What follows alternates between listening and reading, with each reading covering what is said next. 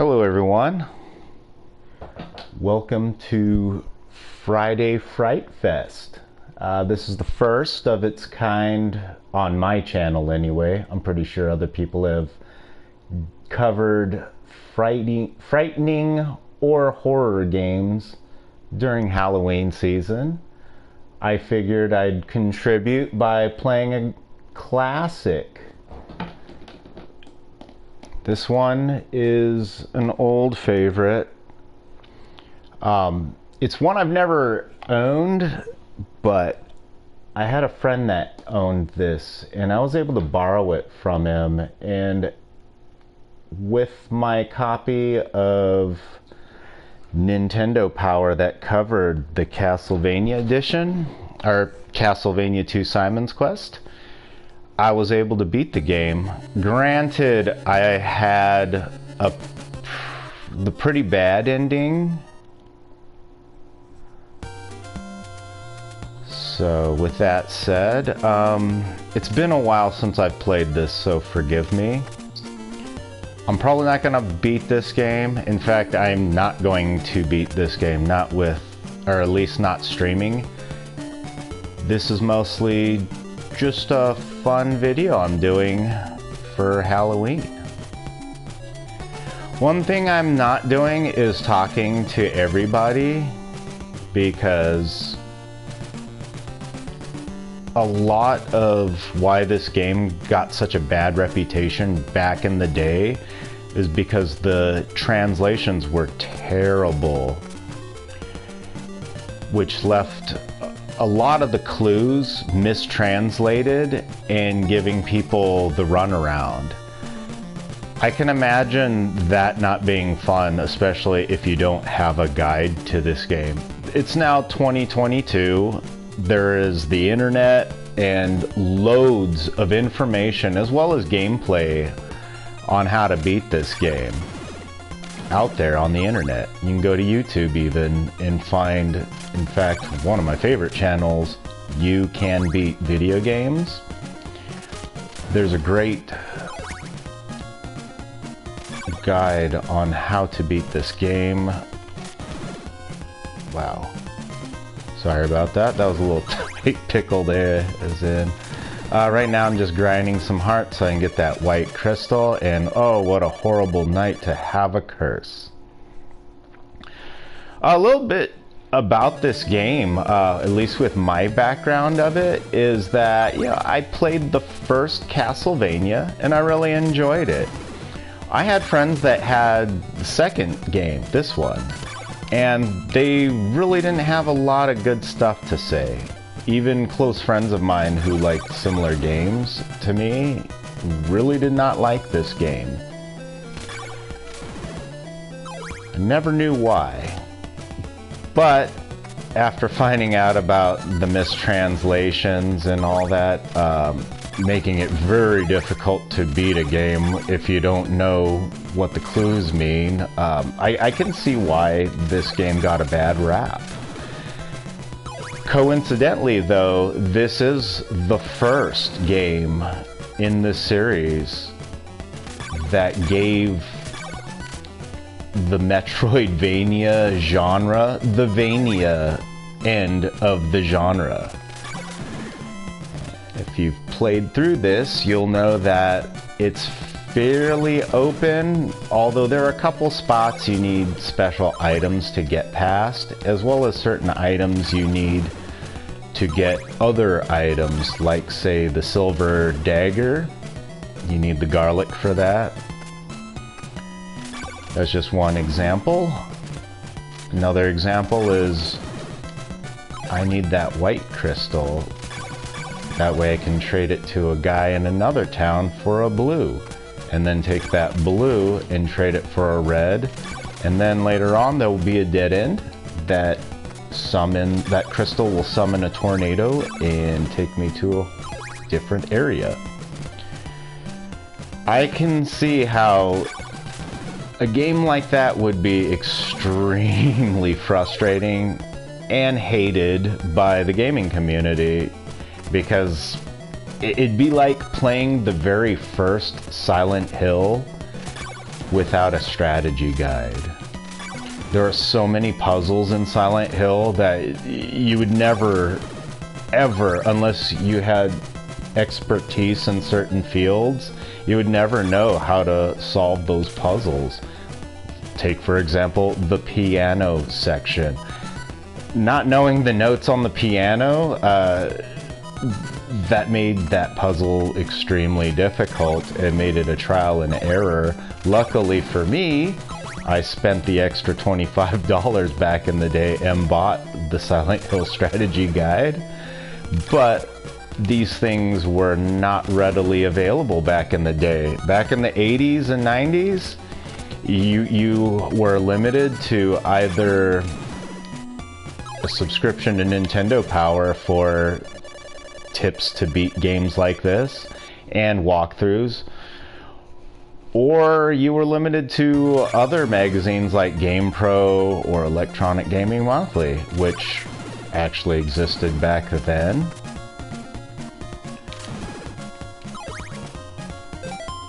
I have enough to buy that crystal. Excellent.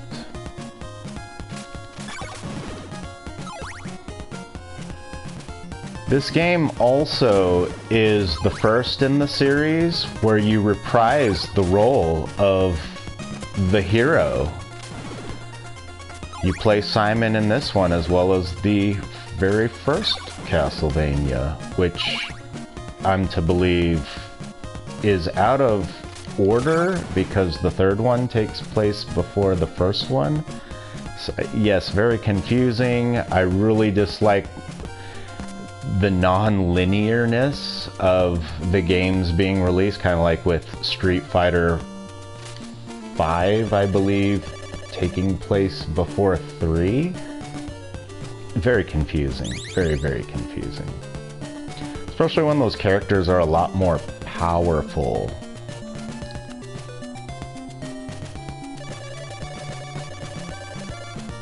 No, I can't afford that, so that's going to be a big negative on that. So the holy water is a really cool item. It's one of the few items that you're going to use throughout the entirety of the game.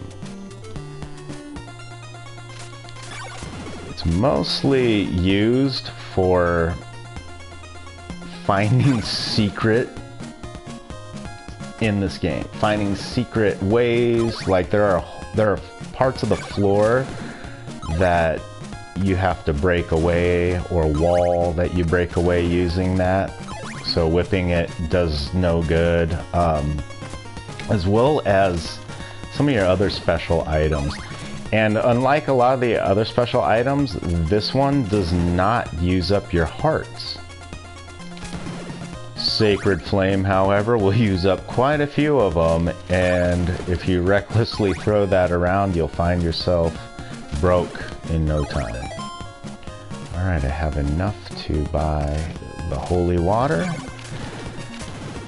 I'm sure originally the holy water was intended as a damaging accessory weapon, but from start to finish of this game, it does the same amount of damage, which is very minuscule. Oh, whoops. Oh man, and I bought two. Well, shame on me.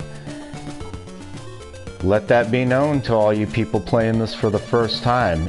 You can screw up and accidentally double buy items, and you will not get your money back. Look at that, I'm down to 4. No good.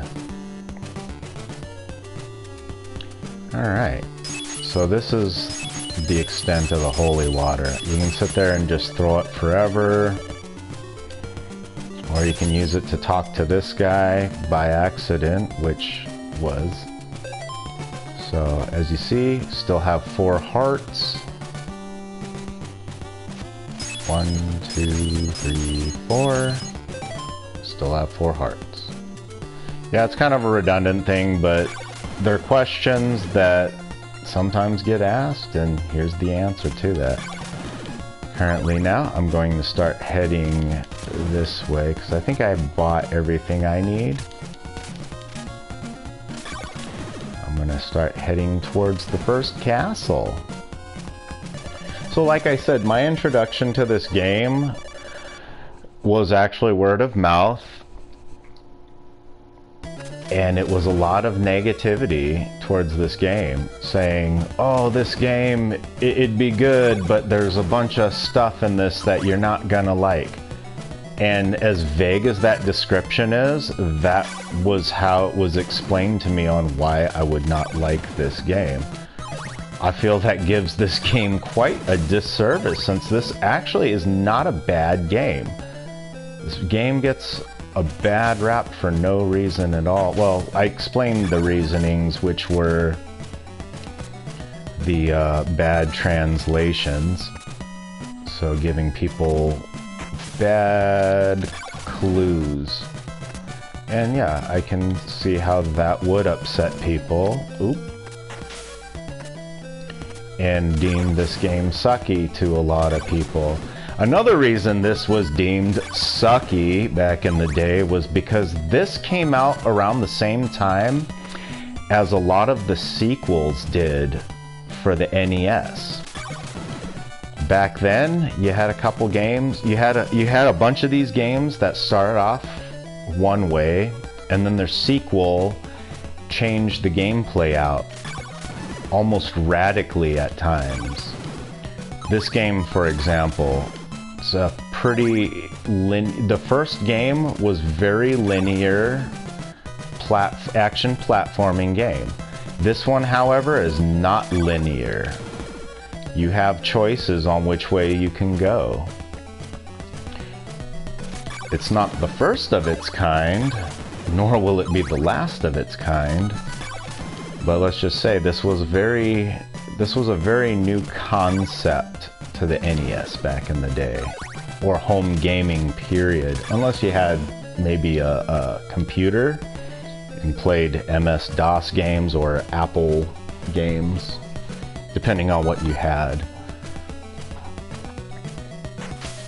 Oh boy, this will not be fun.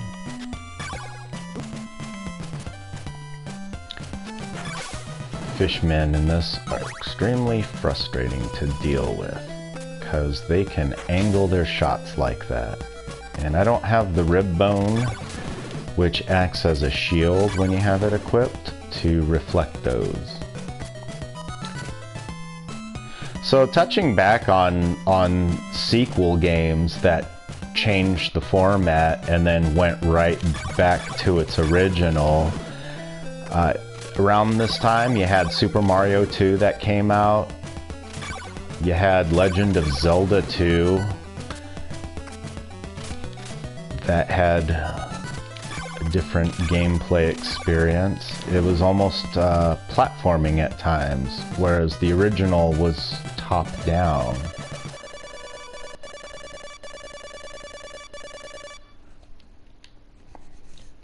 This game also introduced a night and day mechanic, which didn't get used often in later games, but it was a new idea that ended up getting borrowed here and there for games later on, especially games that are tribute to this, like Infernax. Infernax uses a day and night system, much like this one as well as it's very much a love letter to this game, and I happen to really enjoy Infernax due to the fact that it's a very well done love letter. I do have my complaints about that game, but I will not divulge them on this because that would be rude. Alright, so that's what the crystal ball's good for. And I think I have enough crystals to buy, or hearts to buy the... I need the steak. This castle's pretty easy.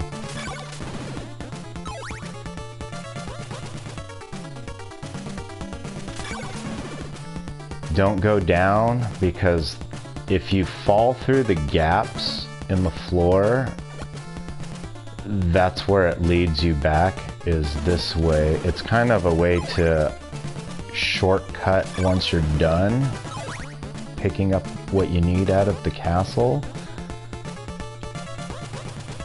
Oh boy, this guy's fun. Alright, nice.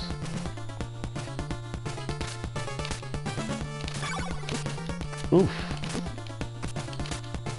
And stupidly, I'm gonna keep jumping into him so he can keep repelling me. Just kidding. Alright, just gotta whip faster. I believe this is also a bad path to go. And it's becoming even worse because that slime just really screwed me. These jumps are very irritating to perform because you have to be on the exact edge. Well, not quite the exact edge, maybe a pixel or two, give or take. There's a little bit of leeway, but a pixel or two is not very big leeway. Probably be the equivalent of an inch in reality, although we don't really walk in inches. At least not often. Now if I remember correctly, now it's been years. Okay, there isn't a gap that make me fall through here. Maybe that's another, one of the other castles. Alright, there's the guy down there that has the stick. Oof. Oh, that's no good. Do not walk into the fire. Could you quit? Thank you. Ooh, almost jumped into it again. Oh, come on, dude. There we go. Alright, hopefully that despawned. Nope, despawned nothing. Hopefully those bones don't come down this way. Alright. I know not to go that way next time when I decide to seriously play this game. Like I said, I'm only playing this just for maybe half an hour-ish. I'll probably just finish the first boss, go back to town, and call it. I do find it ironic that nowadays this game is heralded as a good game. Because like I said, back in the day, this game got a bad reputation. Those notes are just gibberish, they're nonsense and of no help.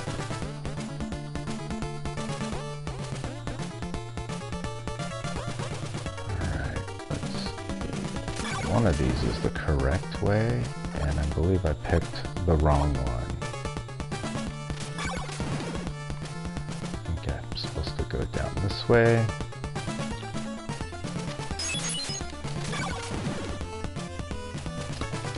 In my opinion, this game is far more superior. Oh no! Alright, well there's the trap. And you'll see where that other way goes. I believe bottom is fine for this.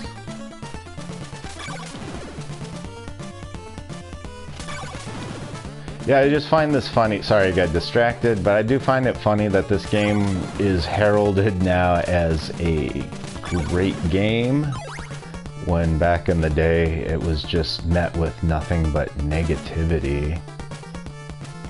Some people did like it. There were a handful, but the majority of players that talked about this game had nothing nice to say. Oh no, I died. Well, just gotta get good, I guess. Well, there's no guessing, just have to. It's reality of it, you want to be good. Okay, this guy sucks to fight.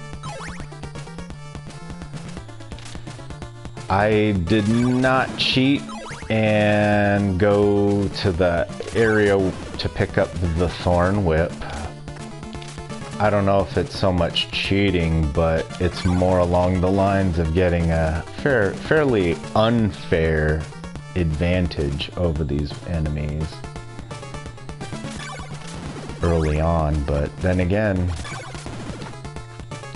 you need all the advantages you can. Oh yeah, touching back on this game being superior to the first, if you play this, I mean, the controls by far handle so much better than the first. Ooh, this is not good.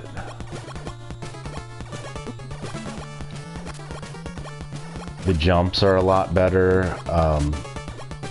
The whip delay isn't as bad. I mean, the first game had a lot of control problems, in my opinion. And a lot of those were rectified with this. I still don't like the fact that you can't jump off of the steps like you can in some of the later games, but then again, they didn't introduce that till much later in the series.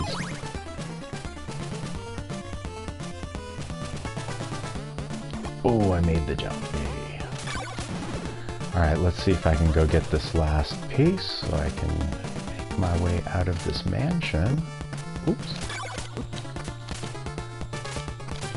Oh my gosh, this guy is being so extra. Oh, dead. I probably should redo this run. In fact, I think I will. This run is just not very well done. See, I already have the steak. I think there's a clue in this wall too. Okay, maybe there isn't. It's the one below. The clue's odd. It makes no sense. Alright. No. Down one more, that's what it was. I will say this. This game is timed. Depending on how fast you get this game done, depends on the ending you get. And this game puts so many stairs. There is so much climbing involved into this game. It is frustrating. Alright, here we are. Go ahead and equip the steak, and boom.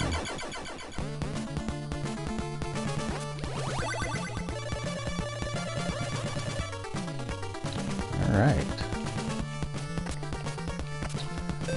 This is a really cool item, because now I can equip this and deflect fireballs. Alright, there's no going over there. Alright, now you'll see the benefits of having that little shortcut in the game. No! Okay, well, that's not a benefit of the shortcut. Oh my, it didn't even take me to the beginning of the castle. Okay, well, cool. Alright, there it is. It took me to the beginning of my folly, which led to this. One thing this game did retain from the first is the frustrating knockback mechanics. Those knockback mechanics get really, really irritating. Caused me many a death in every version of this game that I've played. Be it Castlevania The Adventure for the Game Boy, or the sequel. Would you go away? Jeez Louise, Gargoyle.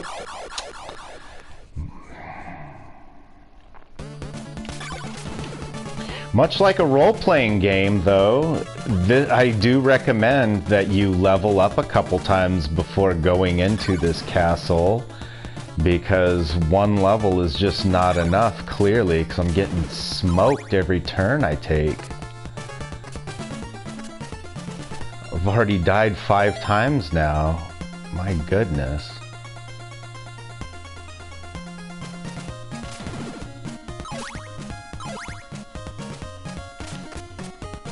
Never understood why it did that. Background gets light and then dark like that. At first I thought it was supposed to be foreshadowing that nighttime is coming, but it's not, because it happens throughout the whole area of the game.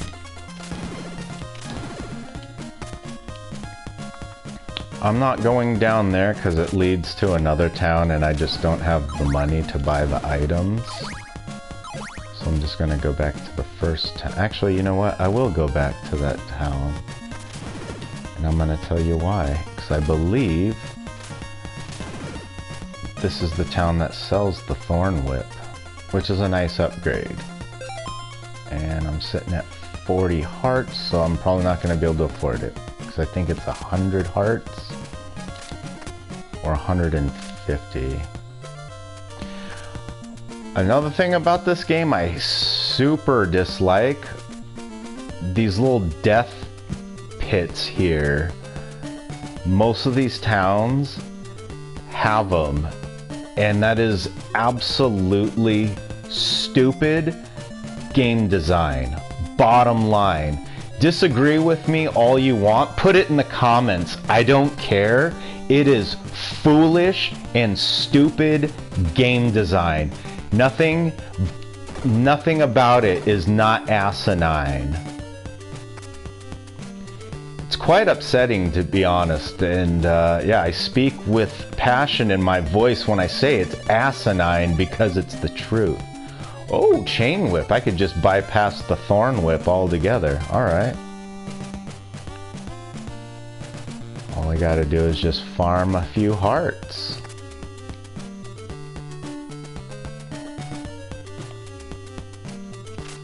I believe over here you need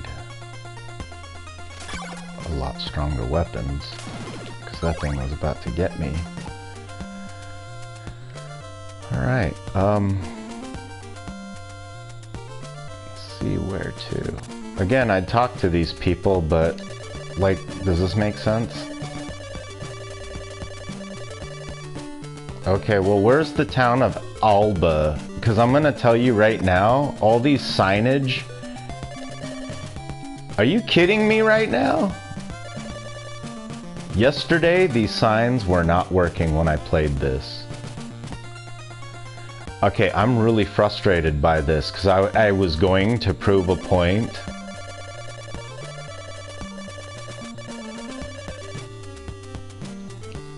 But the game, this game just likes to just throw me curveballs every chance it gets. And that's just what it did. Because I was gonna say, well, these signs are useless because they don't say anything. Well, that sign just proved me an idiot, so still, no excuse for bad game design. Sorry, I just had to throw that little jab in there. Yeah, last night I was playing this and just a little bit, and I could not get any of those signs to tell me anything, so I just assumed the signage was pointless. I do remember playing this on the NES and reading those signs.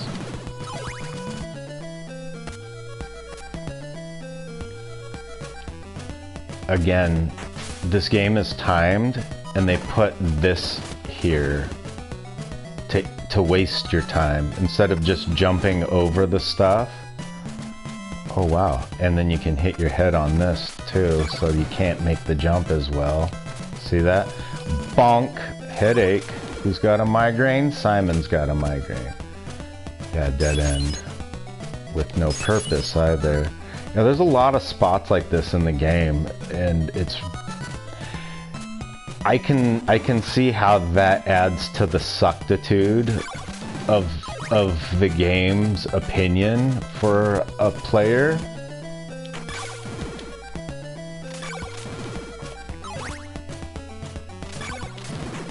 I know you have some hearts you want to give me. Oh.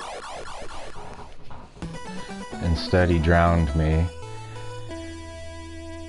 Well, I think I covered everything. I believe I talked about my experience with the game and where I came from playing it and my perspective. I didn't quite cover all of it, but hey, there are some parts of stories you just don't need to know, like how I spent hours playing it the first time around just to get the bad ending, and then I found out in order to get the good ending you have to play through it within a certain amount of time to beat it. And I wasn't about to play that game again, especially after I beat it the first time. I figured, well, it's good enough. And I still to this day haven't beat it since. I have played it here and there. I have a RetroPie, so I have played it on there. Problem with the RetroPie is that they come with cheap controllers, so all the games handle poorly, which means I have to buy better controllers for it. And with money being tight right now, that's not going to be happening anytime soon. Well, with that said, I'm going to go ahead and call this a video. So, depending on where in the world you are, have a good morning, a good day, or a good evening. Don't forget to like the video. If you didn't like the video, leave a comment below and tell me what you didn't like about it. Or give me some constructive criticism and let me know how I can make this better. Thank you, and I'll catch you next time.